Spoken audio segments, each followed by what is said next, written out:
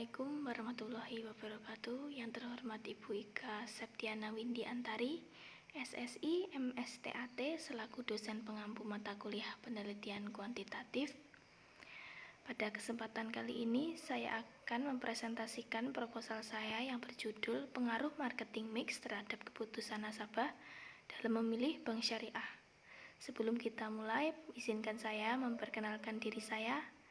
Nama saya Kusnul Widiani dengan NIM 402190143 dari jurusan Perbankan Syariah E.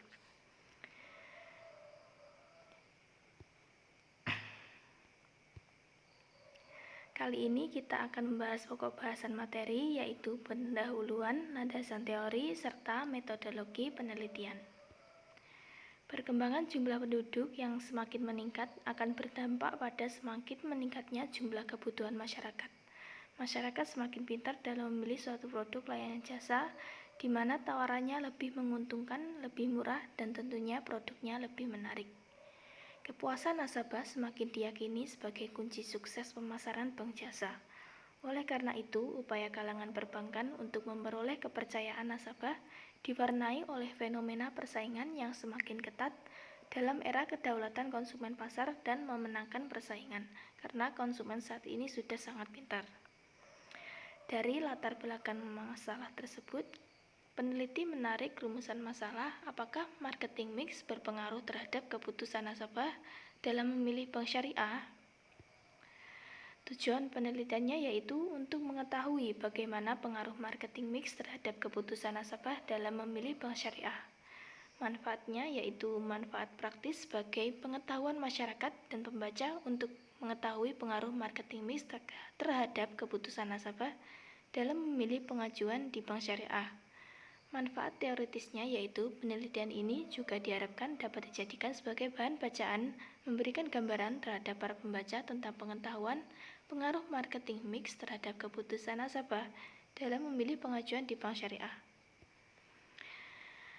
Kajian teorinya, marketing mix menggunakan salah satu konsep utama dalam pemasaran modern. Kotler mendefinisikan marketing mix sebagai perangkat alat pemasaran praktis yang dapat dikendalikan, yang dipadukan oleh perusahaan untuk menghasilkan tanggapan dan diinginkan dalam pasar sasaran. Marketing mix disebut sebagai 4P, yaitu product, price, place, serta promotion. Keputusan nasabah dalam memilih bank syariah yaitu suatu proses yang dilakukan nasabah pada saat mengajukan pembiayaan, kemudian nasabah memilih satu alternatif dari alternatif yang ada.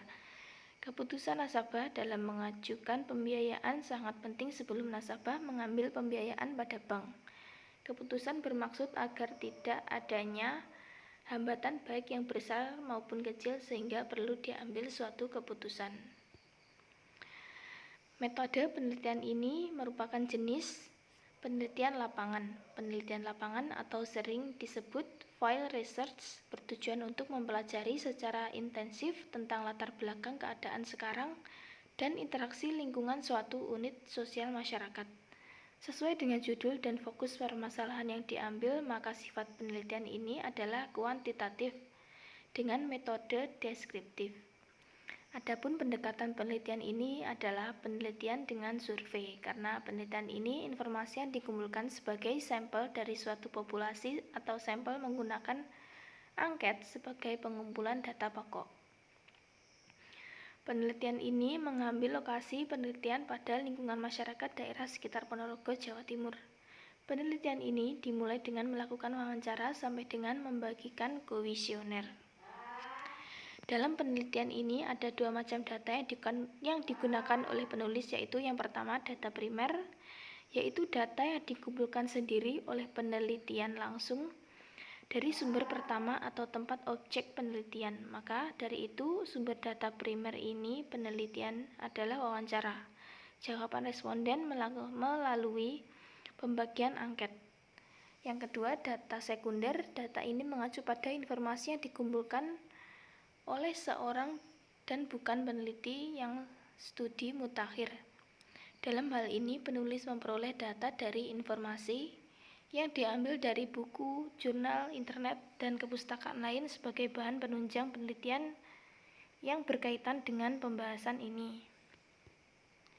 Adapun penelitian ini, peneliti menggunakan metode pengumpulan data sebagai berikut. Yang pertama, angket atau kuesioner, yaitu sejumlah pertanyaan tertulis yang dipergunakan peneliti untuk memperoleh informasi dari responden.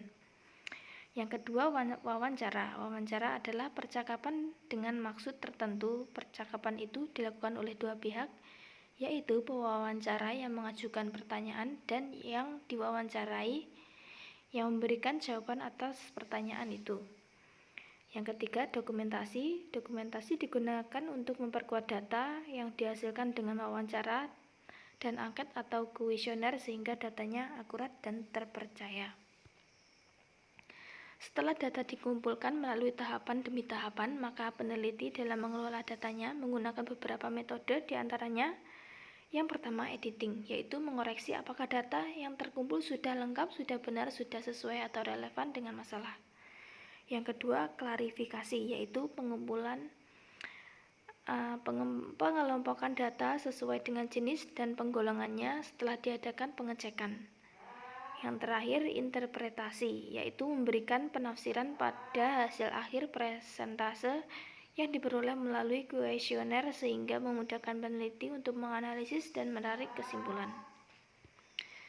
Berdasarkan penjelasan tersebut, maka analisis data ini sendiri dilakukan dengan 3 cara, yaitu yang pertama, data reduction atau reduksi data merupakan data yang didapat dari lapangan yang cukup banyak kemudian merangkum, memilih hal pokok, memfokuskan pada hal-hal yang penting, dicari tema dan polanya, serta membuang yang tidak diperlukan.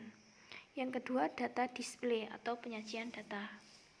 Penyajian data pada penelitian ini bisa digunakan dalam bentuk uraian singkat, bagan hubungan antar kategori, flowchart, dan sejenisnya. Yang ketiga, penarikan kesimpulan.